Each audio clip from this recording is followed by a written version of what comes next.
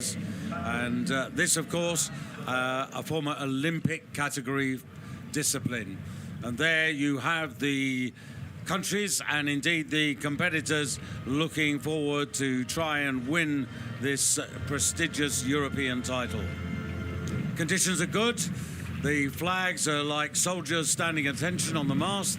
The rain has relented a little bit, and here we meet the first of the competitors from lane 1, Pavlo Altukhov, 26 years of age, representing the Ukraine, 10th at the recent World Championships in Canada on Lake Banuk, and in an outside lane, but this is a very fair course, and if you're good enough, you can get a medal from anywhere. Wiktor Glazunov represents Poland, also in his mid-20s, 7th in the recent World Championships. And Martin Fuksa, one of the race favorites, Czech, 29 years of age, arguably might prefer 500 meters. Carlo Tacchini, well, this is an achiever for Italy, 5th in the recent World Championships over today's distance. For Romania, watch out for this man, Catalin Chirila, having a great season. He is the world champion and also the silver medalist over 500 meters. Serghei Tarnovschi from Moldova, the younger of two brothers, and 25. Watch out for him. He got a bronze medal in the Canadian single as far back as 2015. Adrien Bart for France, 4th in Tokyo in this particular race discipline. And then completing the lineup, Balazs Adolf of Hungary, a youngster, only 22, and closest to you, Matej Rusnak of Slovakia, in his early 30s. But the lanes really to keep an eye on here: Martin Fuksa in 3, Carlo Tacchini for Italy in 4, Catalin Chirila in lane 5, and Serghei Tarnovschi for Moldova in lane 6. Coming into the electronically controlled booths. So sit back with Malcolm Johnson and myself, David Goldstrom, for the first of our afternoon medal finals. This, the men's Canadian single, 1,000 meters, the longest distance under starters' orders. Ready, set. Quickly away. Yeah, Serghei Tarnovschi from Moldova, they got the best of the starts, the best of the first stroke. But remember, this is 1,000 meters. It's an endurance event about settling into your rhythm and trying to execute that race plan. You can see them in picture there. He's a very, very good paddler. But no doubt he will be put under pressure. You've got Martin Fuksa over the far side in the white cap there from the Czech Republic. He's had a good season, but as you said, David, it's Catalin Chirila in lane 5, the man we've really got to watch, because he is the man in form, having won the World Championships only 2 weeks ago, and he's looking good now, beginning to be ominous as he gets through the first quarter, just getting his bow in front. And you can see these men kneeling in these very narrow canoes, propelling with a single blade as we come to the end of the first 250 meters.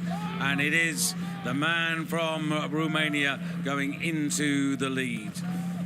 Outside the top 9 in Tokyo, but at the age of 24, improving fast, as he showed in Dartmouth, winning the recent World Championships, and also was a man who picked up a gold medal in the Canadian double in the European Games of 2019 in Baku, and now beginning to really try and stamp his authority on the race. Yeah, he is, and quite often you'll see that in 1,000-meter racing. A paddler will say, look, I'm feeling confident, I want to really send a message to the other paddlers, get my bow in front and not relent, and that is the plan, basically, to stay in front. Martin Fuksa has other thoughts, perhaps. He's had a great season, good World Cup earlier on, bronze medals in the World Championships just a couple of weeks ago. There or thereabouts, maybe not in his best form at the Worlds, but coming into good form here, and as we get to the halfway point, he's closing in on Catalin Chirila. It's always been a question with Martin Fuchsa whether he actually prefers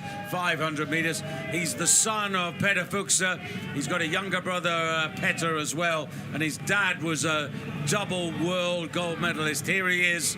And 5 times between 2014 and 2021, he's been a silver medalist in this boat. Well, he has, and that was always, well, nearly always to Sebastian Brendel, the great German, of course, that we'll see in the C2s. But Fuchsa really wants this one. He wants that major gold medal over this distance. But Chirila's picked up the stroke rate again in picture now because he's not willing to give it to Martin Fuchsa, and he's beginning to put a bit of distance into the Czech paddler. So it is at the moment Romania in the gold medal position, with the Czech Republic trying to close, and then getting into the race a little bit. Just behind there, you've got Adrien Bart of France trying to get involved. Serghei Tarnovschi also trying to get himself into potentially a medal position.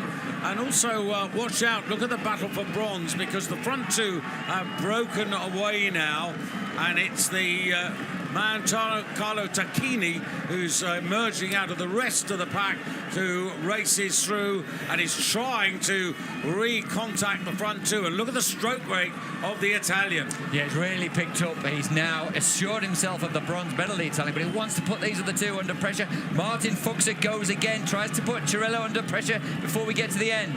Here we go, and it is the Romanian versus the Czech, and it is Romania who take the European title ahead of the Czech Republic and Italy, and those three clear of the rest. We'll give you the full results, and just Matej Rusnak of Slovakia crossing the line, but there is your European champion, 24 years of age, Catalin Chirila, winner of the heat, but now more importantly, winner of the gold medal.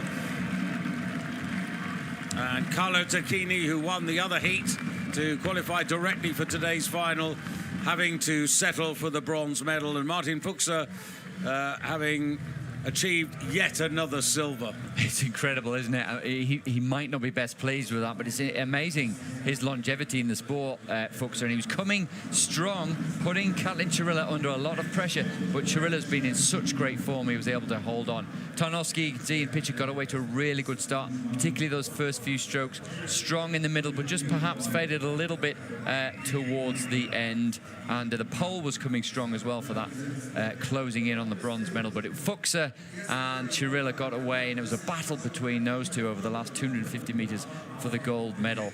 But it is Chirila that's been in the best form over the last couple of weeks, as I said, winning that World Championships, and he adds another gold medal to his collection. There you can see the power, physically absolutely terrific, and you can see also that timing, just to make sure to lean back in the canoe, shoot the bow forward, and make sure that the Czech couldn't get to him.